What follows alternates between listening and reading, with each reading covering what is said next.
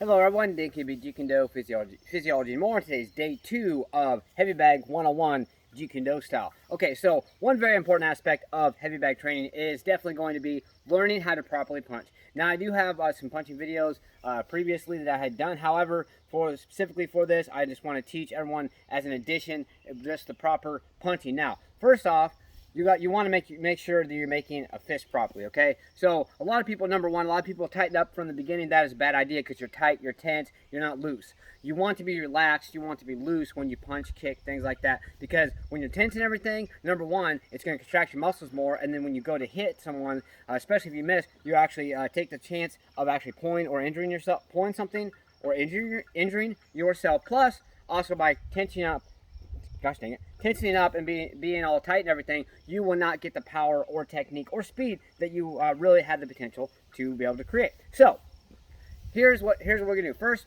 make a fist. Okay, so just put your hand like this, like you're making a high five. Go like this. Wrap your thumb, just like that. Okay. Another thing, you want to make sure your wrist is straight. Okay, so see how it's kind of angled out like that? You want to have it straight. So you can practice like this, but basically you just want to feel here like a straight line, okay? So once again, make a proper fist, boom, and like this. Never have your thumb in your finger, and never have your thumb on the outside or too much on the inside. You want to basically go like this, boom, and like that. Okay, so there. That's how you make a proper fist. Now, you want to make sure you are loose until the moment of impact, just like Bruce Lee taught, and because this is Jeet Kune. Okay, so until the moment of impact. Let me show you the difference. Because if you're somebody, okay, so you're all tight and tense here, right? And you, okay, number one, I look pretty tight and tense, don't I? But when you relax,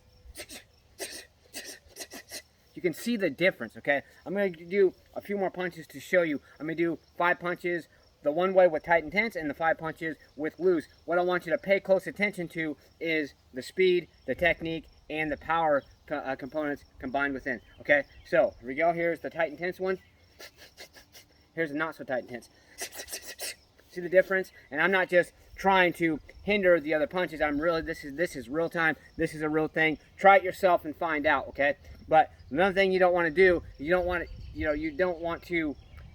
always want to relax, okay? So if there's other parts of your body that's tense, so some people they might be loosening their wrist, but they're tensing their shoulders like this. No, relax, completely relax, okay? Because that relaxation, that calmness is what is going to allow you to be able to create more power, to create more energy and things like that. So now let's get into the good stuff, the actual punching part, okay? So just a standard 1-2 in boxing, okay? Because Jeet Kune does actually use some boxing concepts, because those of you who do not know, Jeet Kune, when Bruce Lee created it, it was a combination of Western boxing and as well as Wing Chun. That was the basis of his art of Jeet Kune. Okay, so he actually he did a lot of trial and error with punches and kicks, and decided for punches, he's mainly going to do the 1-2, mainly going to do crosses and hooks, and that was the main punches he was going to do. Of course, the back fist is really he really liked, because in the martial arts aspect, okay, as far as kicks go, he went through multitude of different kicks. He found the most effective in Jeet Kune is the sliding side kick, which I showed yesterday, as well as the hook kick, which is just a standard boom like that. And then there's the reverse hook kick, which in Taekwondo and possibly other martial arts, it is actually considered just a hook kick, but that reverse hook kick is literally what it says.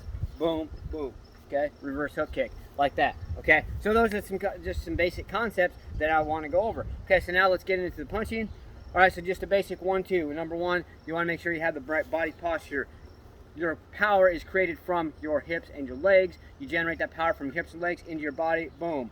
Another thing, you want to make sure you try to keep your elbows as close as possible. Because if you're out like this, okay, or like this, too much shoulder movement, too much shoulder involvement. Not only is that not going to allow you to create the power that you are going to need, it is also going to increase the chances for injury, and it's going to use your shoulders too much. So let's say you go do some shoulder training with weights, then you go and do some heavy bag training or punches, and you're with your shoulders all the damn time, you know what's going to happen. You're just going to get some overuse injuries going on there, or possibly worse than that, completely pull something, separate your muscle fibers. Okay, so with that, keep your elbows in, relax your shoulders, okay? Elbows in is going to help come from your lower body to create that power, create that power, create that power, okay? So remember, your power generates from your legs, from your legs and hips, through your body, boom, out, okay? Let me show you here real quick.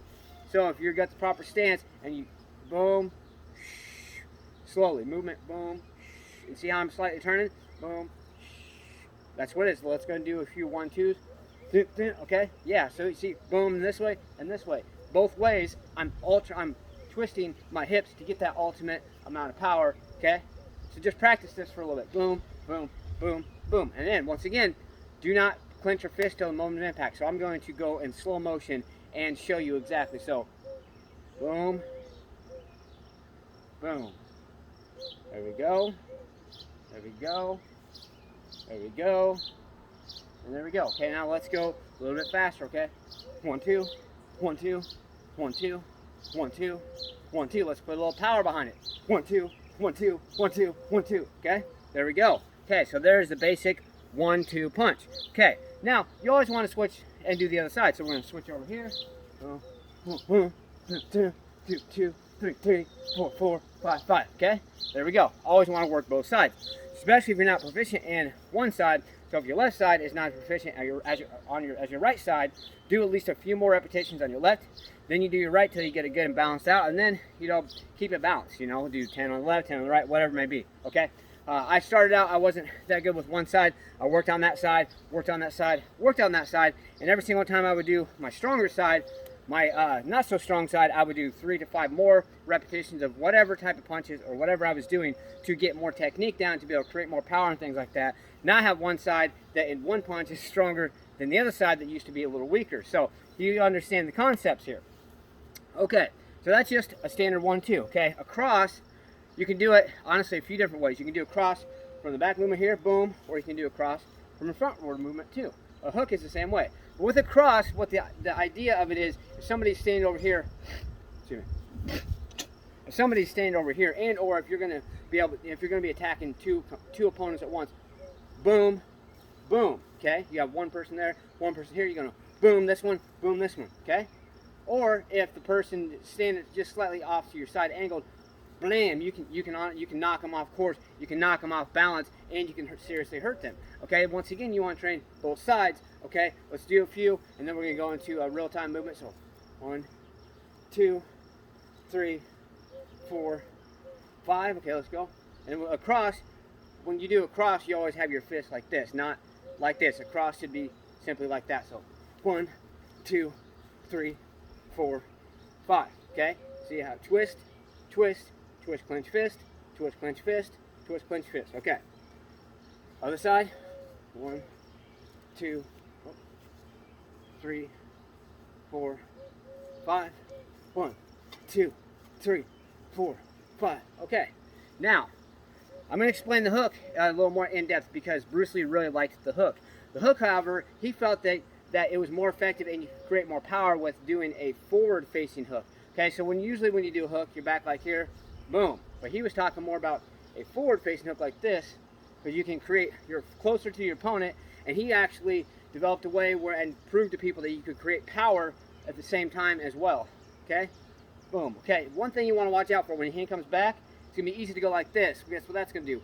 That's going to open you up for your opponent to get there and get a shot right at your jaw or your nose or face, whatever it may be. So when you go out, boom, come right back. Boom, come right back. Boom, come right back. So let's do the standard hook. Okay, so like this, twist. You don't want to throw your shoulder too much into it. You want twist first, power, boom. Twist first, power, connect. Twist first, power, connect. Okay, so that. Okay, switch sides. Twist first, power, connect.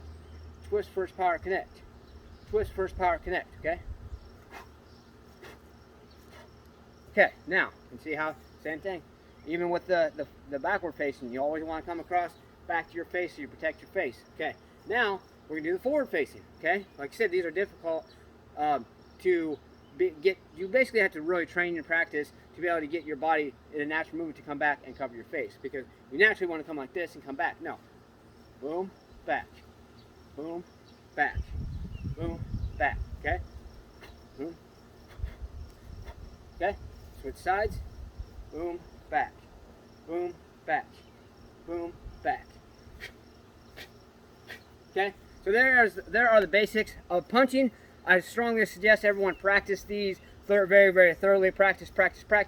practice does not make perfect, because nothing is perfect, but practice makes improvement, and the more we improve, the better person that we can be. And that's what I want to motivate everyone to do. So practice these punches before you actually delve into some heavy bag training, so you can get to stay motivated, believe in yourself, believe you can do it, and believe that you deserve it. Let's get out there, let's go smash, punch, kick that like button, just don't break it. Let's get out there and do something. Let's go.